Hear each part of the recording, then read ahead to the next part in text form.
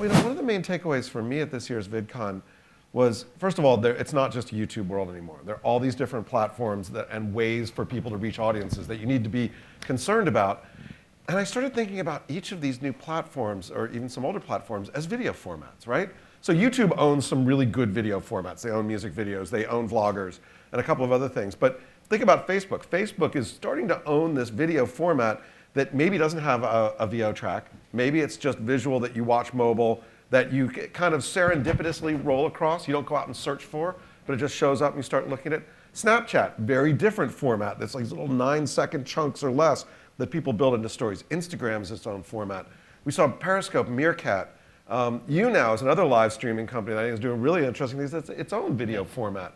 So in many ways, these platforms are the way we used to think about formats in the past, like comedies and dramas and westerns and things like that. So that I think was really fascinating. That the people who are really good at one format or one platform aren't necessarily the ones who are good at others. Some people cross over, some people don't.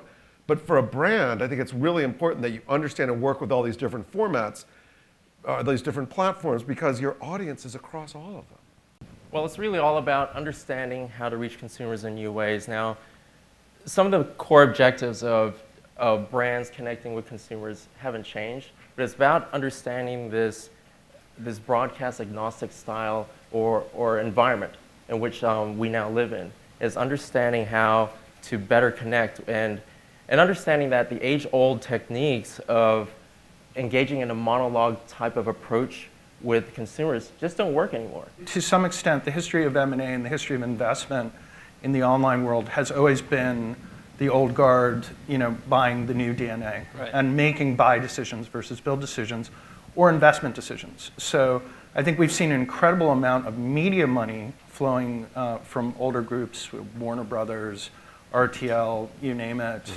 definitely the Disney folks, into these newer forms of content.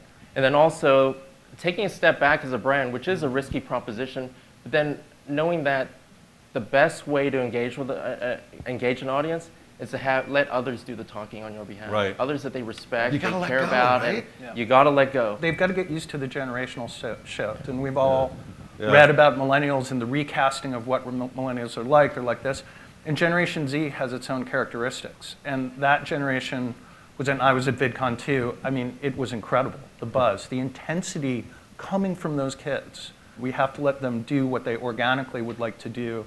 And as brands, we have to integrate our messages with what kind of content they want to consume. Sometimes it involves finding people who are already advocates for your brand.